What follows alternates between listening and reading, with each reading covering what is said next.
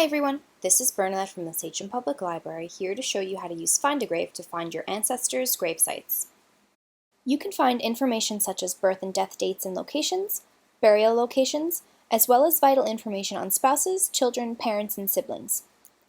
Find a Grave runs on the work of volunteers, and because of this, it is important to remember that, like with all information, there can be some errors, either from transcription or the grave sites themselves.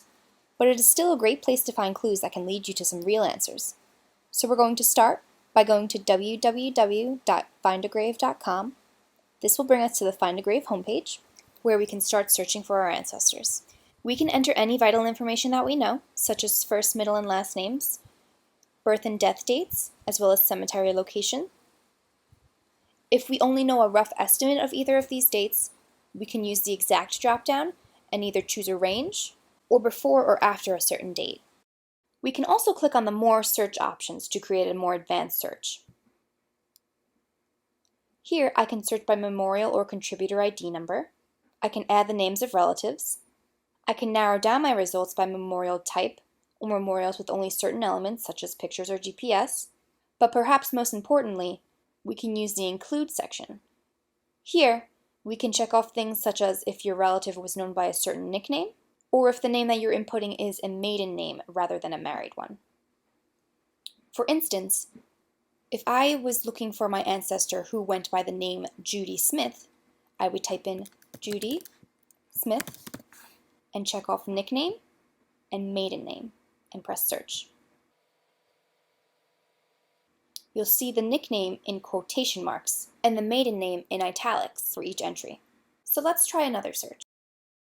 I'm going to search for my ancestor named Richard Woodhull, and for this first attempt I'm going to keep it simple, with just his name, and press search. This brings up 26 matches, but if I add more information by clicking Refine Search, hopefully we can narrow that down. So I know he was born in 1729, and he died before the year 1800, and I also know his wife's name was Rebecca.